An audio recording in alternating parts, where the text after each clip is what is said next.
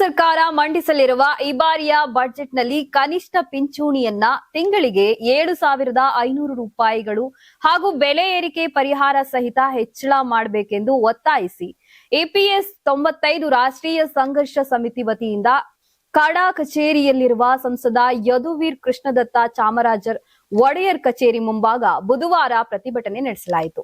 ರಾಜ್ಯಸಭೆಯಲ್ಲಿ 2013ರಲ್ಲಿ ಸಲ್ಲಿಸಲಾದ ಸಮಿತಿಯ ಶಿಫಾರಸುಗಳು ಕೋಶಿಯಾರಿ ಇದುವರೆಗೂ ಅಂಗೀಕಾರವಾಗಿಲ್ಲ. ಕಾರ್ಮಿಕ ಮತ್ತು ಉದ್ಯೋಗ ಸಚಿವಾಲಯ 16 ಮತ್ತು 17ನೇ ಹಾಗೂ 18ನೇ ಲೋಕಸಭಾ ಅವಧಿಗಳಲ್ಲಿಯೂ ತಪ್ಪು ಮತ್ತು ಅಪೂರ್ಣ ಮಾಹಿತಿಯನ್ನ ಸಂಸತ್ತಿಗೆ ಒದಗಿಸಿದೆ. ಸಚಿವಾಲಯ ಇಪಿಎಸ್ 95 ನಿಧಿಯಲ್ಲಿ ಕೊರತೆ ಇದೆ ಎಂಬಂತೆ ವರದಿಗಳನ್ನ ಮುಂದಿಟ್ಟರೂ 1995ರಿಂದಲೂ ಸದಾ ಮಿತವ್ಯಯದಲ್ಲೇ ಇದೆ.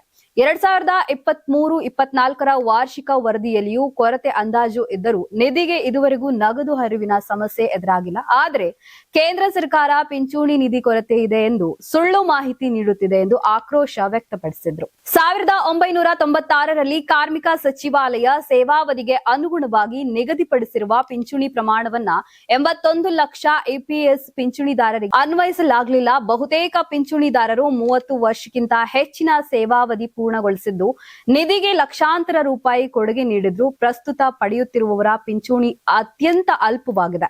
ಎಪಿಎಸ್ 95 ಒಂದು ಸಾಮಾಜಿಕ ಕಲ್ಯಾಣ ಯೋಜನೆ ಆಗಿರುವುದರಿಂದ ಕೇಂದ್ರದ ಸರ್ಕಾರ ಹೆಚ್ಚಿನ ಕೊಡುಗೆ ನೀಡುವ ಮೂಲಕ ನಿಧಿಯ ಸ್ಥಿರತೆ ಮತ್ತು ವೃದ್ಧಾಪ್ಯ ಪಿಂಚಣಿದಾರರ ಜೀವನಕ್ಕೆ ಭದ್ರತೆ ಖಚಿತಪಡಿಸಬೇಕು ಎಂದು ಒತ್ತಾಯಿಸಿದರು.